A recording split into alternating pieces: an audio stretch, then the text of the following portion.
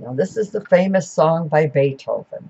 You want to find, remember where C is. This time, this is middle C, but this time we're going to be in the high C area. And you want to put your pinky on E. Remember the two black keys? C, D, E.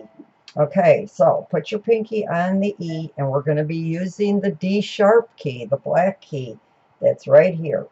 And we're going to go E, D sharp, E, D sharp, E. Okay, sounds familiar already, doesn't it? So E, D sharp, E, D sharp, E. And then we're going to line up our fingers on the white keys and play a B, then a D, the white regular key, C, A. Okay, so that's the start of it. So you're just going to play E, D sharp, E, D sharp, E, B, D, C, A. And you could think of it as the finger numbers after you do this part, as you line up your fingers, 2, 4, 3, 1.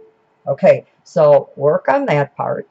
And then when you get that done, after we do that part, we're going to move our thumb down to middle C. We're back on middle C again here. Remember, you should always sit in front of middle C too.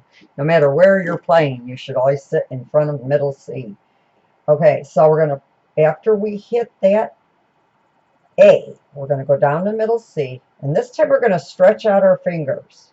So we're going to have our thumb on middle C, and then E with our second finger, A with our fourth, and B. So C, E, A, B. Remember the three black keys so you could find your A and your B. So that's the second part. And after that, you could review that part, put it all together with this, move it down.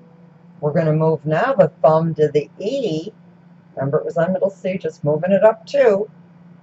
And this time we're going to be using the black key in the middle, the G sharp. So 1, you could use your third finger, but you would, second or third, as long as you got the B with the fourth finger, because we're going to be playing a C too. So we're going to go E, G sharp, B, C. So that's E, G sharp, B, C. Okay, so that's the third part of it. And this is like an E major chord just broken up. You'll see a lot of chords in songs if you can learn what the notes are, and you'll be able to identify them in all our songs.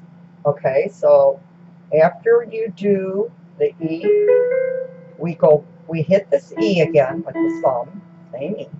Now we're going to go back up to the E we started with and start all over again. So the same thing,